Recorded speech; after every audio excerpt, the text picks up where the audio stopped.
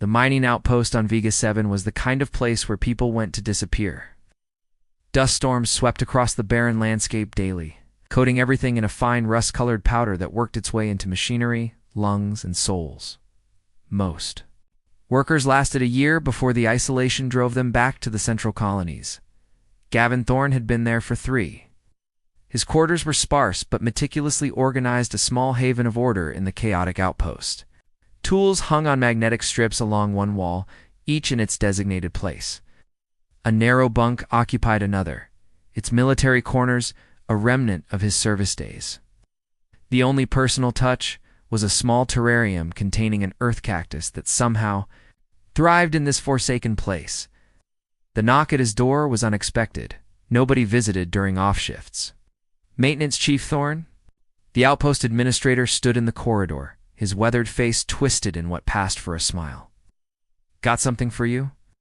Behind him stood a figure in a gray jumpsuit, head bowed, hands clasped. Female, but clearly not human. Her skin had a faint lavender hue that seemed to shimmer beneath the harsh corridor lights.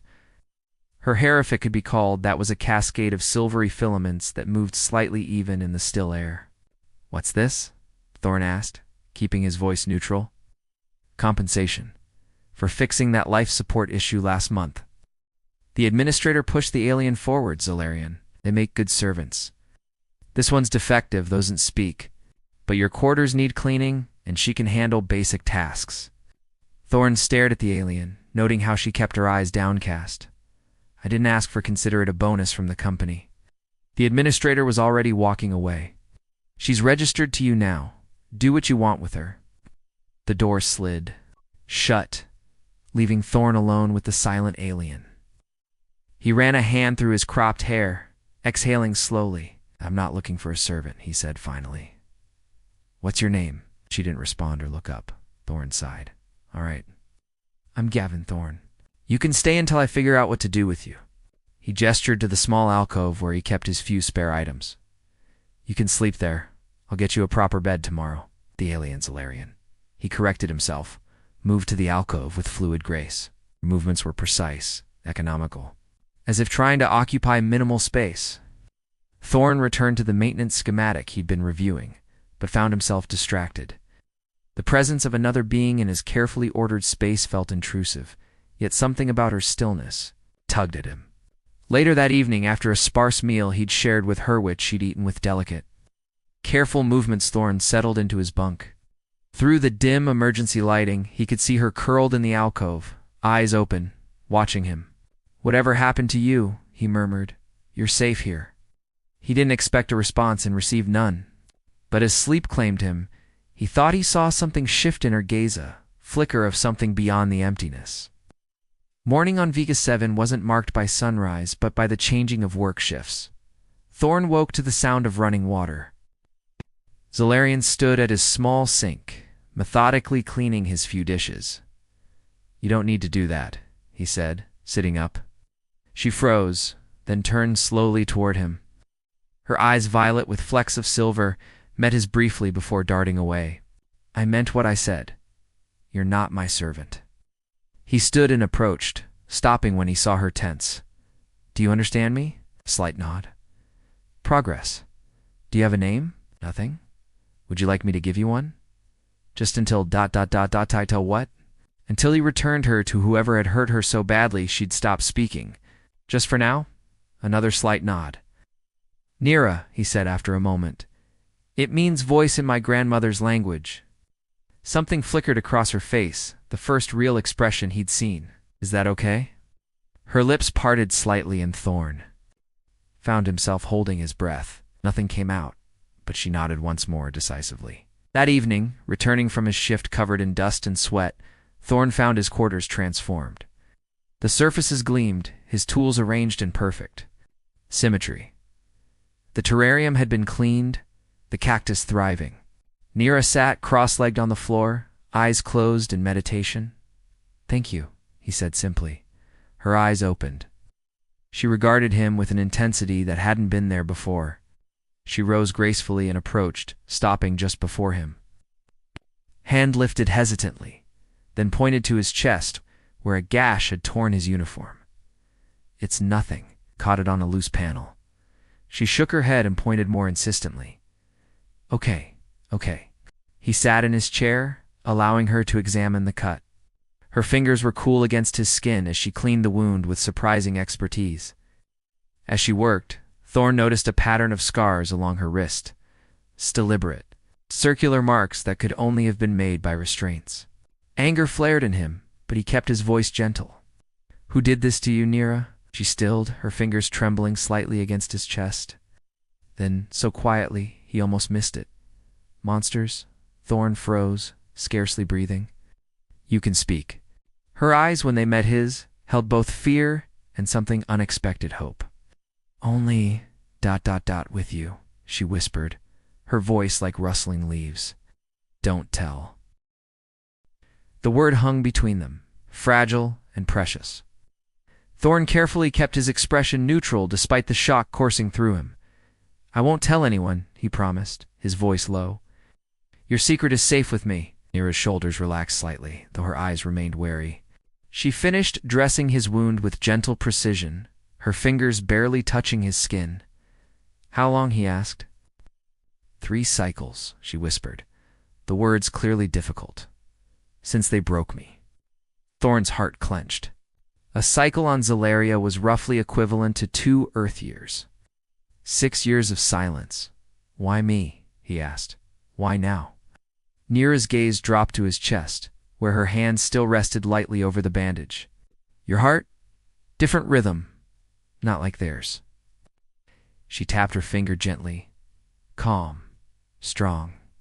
The simplicity of her answer stunned him. Something as basic as his heartbeat had reached her when nothing else could. They sat in silence for several minutes, Thorn careful not to push, Nira seeming to gather strength for each word. "They said I was defective," she finally continued. "A failed experiment. Gift to you as punishment." "Experiment?" Thorn frowned. "What kind of experiment?" Nira's hands moved to her throat, fingers tracing a thin scar nearly invisible against her lavender skin. "They put something inside. To control. To listen." Her voice faltered. "I learned to keep it silent. I thought they broke it. They broke me instead." Understanding dawned. "A neural transmitter? They were monitoring your speech?" She nodded. "All Zellarians, given to humans as gifts, as spies." Her eyes met his, intense and pleading. "Not safe to speak. Never safe." The implications hit Thorn like a physical blow. Every Zellarian servant in human space could be a surveillance device, unwillingly broadcasting every conversation, every secret back to whom? Who did this to you? Who's listening? "The Coalition," she whispered, the words barely audible. "They watch.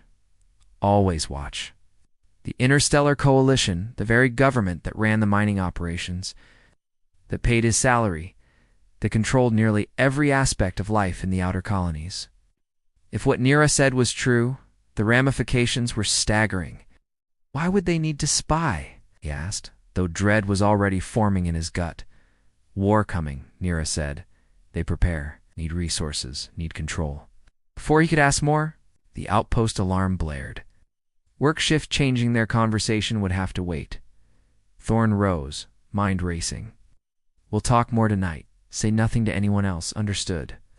Nira nodded, her brief moment of openness already receding behind a mask of subservience as he headed to his shift. Thorn couldn't shake the feeling that everything had changed. His private space, his ordered life, had been invaded not by Nira, but by the knowledge she carried. If the Coalition was using Zellarians as unwitting spies, was preparing for some kind of conflict, then no place was safe.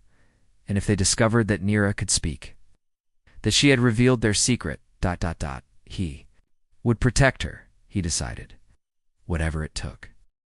The next 2 weeks established a rhythm. During work shifts, Nira maintained her silent persona, performing basic tasks around the outpost with the same empty efficiency as the other Zellarian servants. But in the privacy of Thorn's quarters, she slowly found her voice. Each night, her stories emerged in fragment pieces of a puzzle that painted a horrifying picture. The Zalarians had been a peaceful, telepathic species before human contact. When the Coalition discovered their planet, rich in rare minerals, they'd quickly moved from diplomatic overtures to subjugation. They found a way to block our connection, Nira explained one night, her voice growing stronger with use. Cut us from each other, alone in our heads for first time. Thorn listened, anger building with each revelation. The neural implant served multiple purposes: surveillance, control, and preventing the Zalarians from using their natural telepathic abilities to organize resistance. But you found a way around it, he said. That's why you can speak to me, but they think you're mute. Nira nodded. Learn to ... redirect. Signal goes nowhere. A ghost of a smile touched her lips. They think implant failed. They think I'm broken. The furthest thing from broken I've ever seen, Thorn said softly. Something changed in her expression of vulnerability that made his chest tighten. She reached out, her fingertips brushing his cheek in a gesture so gentle it barely registered. You see me? She whispered. No one sees us, just things, tools. The moment was interrupted by Thorn's unit beeping. Administrator's office. His stomach nodded as he answered. Maintenance Chief. Report to Central Operations immediately. The walk to Central Ops felt longer than usual. Nira followed 2 steps behind, head bowed in her practiced subservience. Thorn had insisted she come, leaving her alone in his quarters. Suddenly seemed dangerous. Administrator Wilkes waited with 2 Coalition officials in crisp blue uniforms. Their eyes tracked Nira with clinical interest. Thorn Wilkes nodded. These gentlemen are conducting a routine inspection of all Zalarian units on outpost. The taller official stepped forward.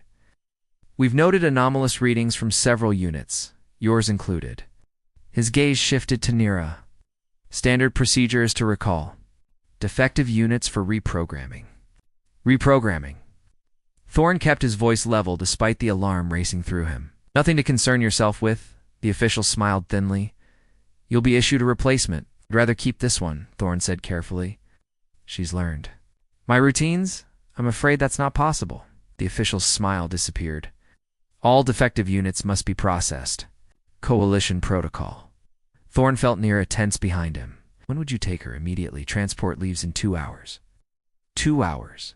Not enough time to plan, to think. I'll have her ready, he said, forcing neutrality into his voice.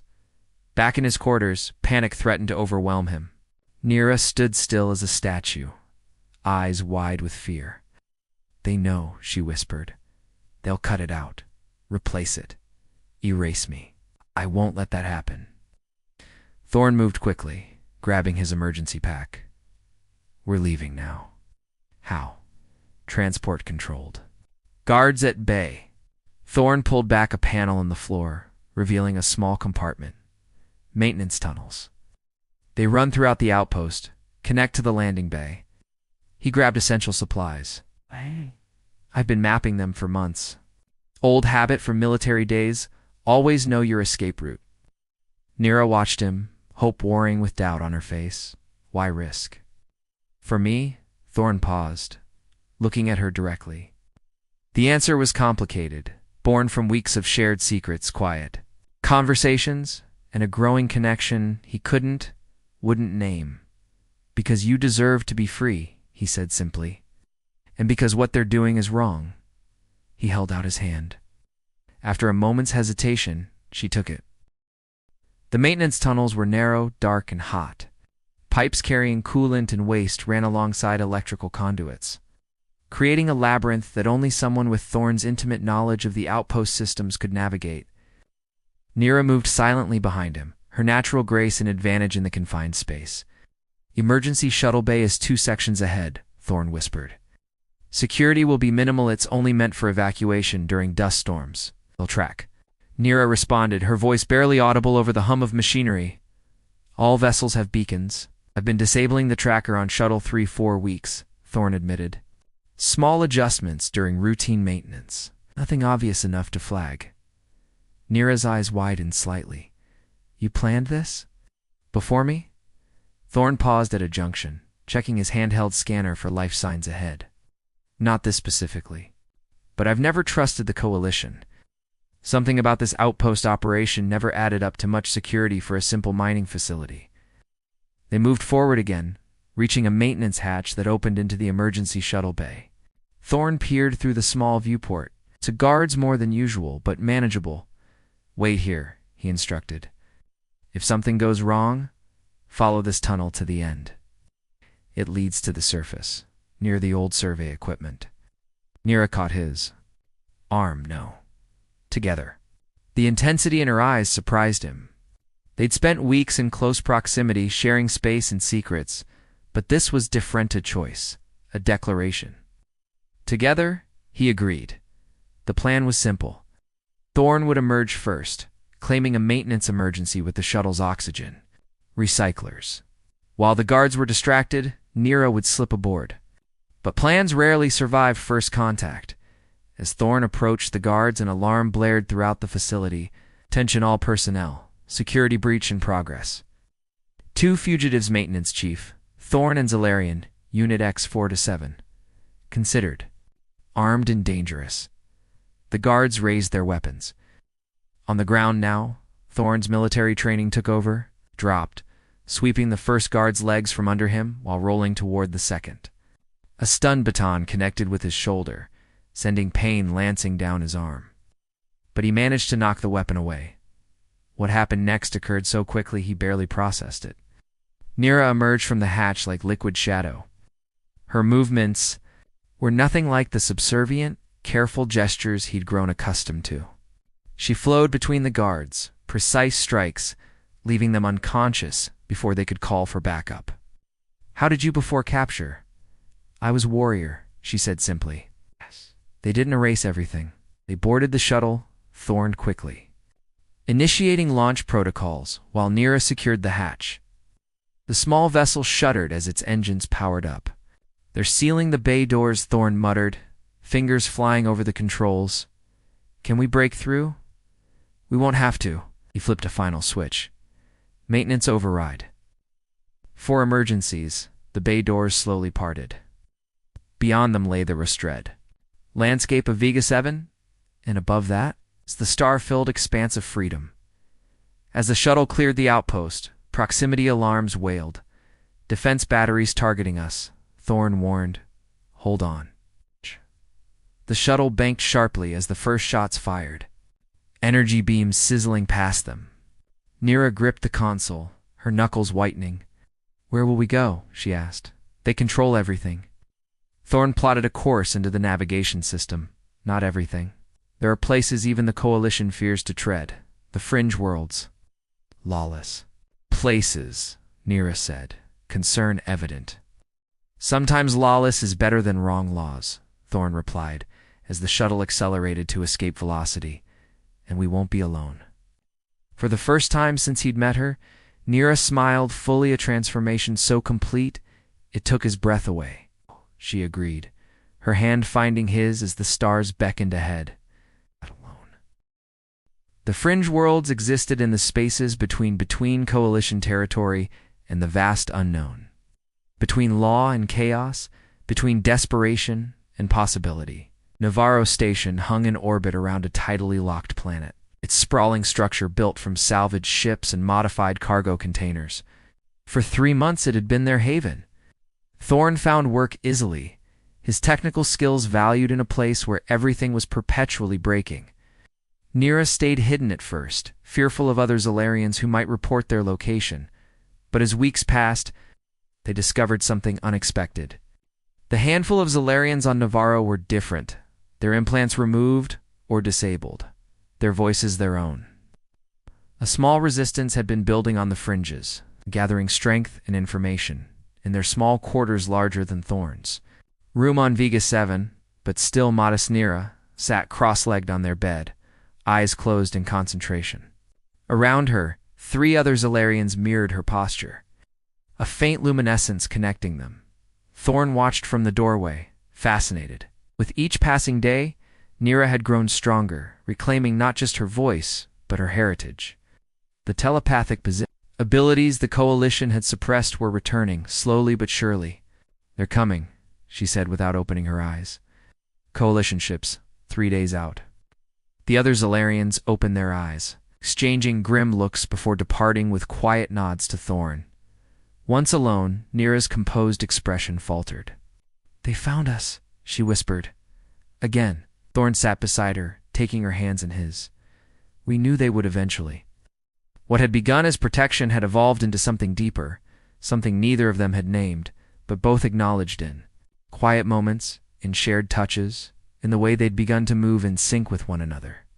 "We could run again," he suggested. "Find another station, another system." Nira shook her head. "No more running." Her eyes met his, determination replacing fear. "Others like me suffer, silent, watched, used. Time to speak for them." "That's suicide," Thorn argued. "The Coalition has battleships, armies, they have weapons," Nira agreed.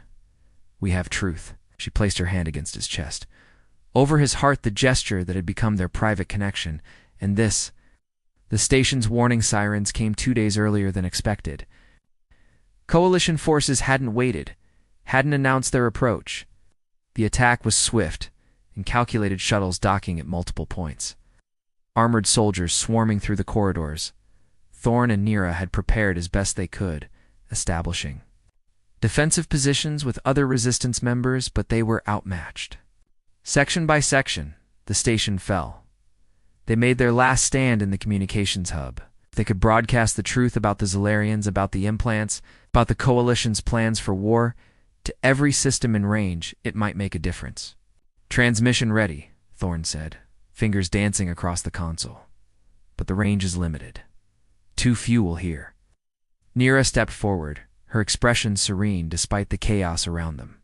"I can amplify." Through the others. Before he could protest. She placed her hands on the communication array.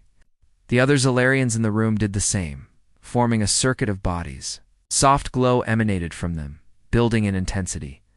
"What are you doing?" Thorn asked, alarmed as the equipment readings spiked beyond normal parameters. "Being voice," Nira said simply. For all of us, the door to the hub burst open. Coalition soldiers poured in, weapons raised. "Step away from the console," the commander ordered. "Now." Thorn moved protectively in front of Nira, but she gently pushed him aside. The glow surrounding her had intensified, her eyes now shining with inner light. "You silenced us," she said, her voice stronger than he'd ever heard it. "Made us vessels for your lies. No more." The commander raised his weapon. "Final warning, no," Nira replied. "Final truth."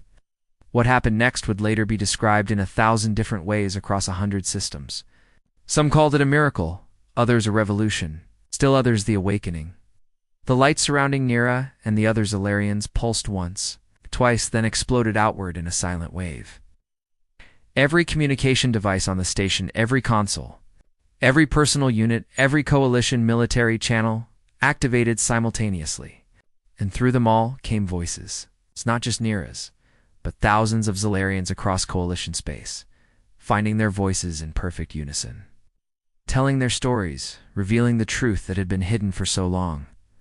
The soldiers in the room staggered back, their implanted communication devices overwhelmed by the surge. Some dropped their weapons, clutching their heads. Others simply stood, transfixed by the voices flowing through every speaker.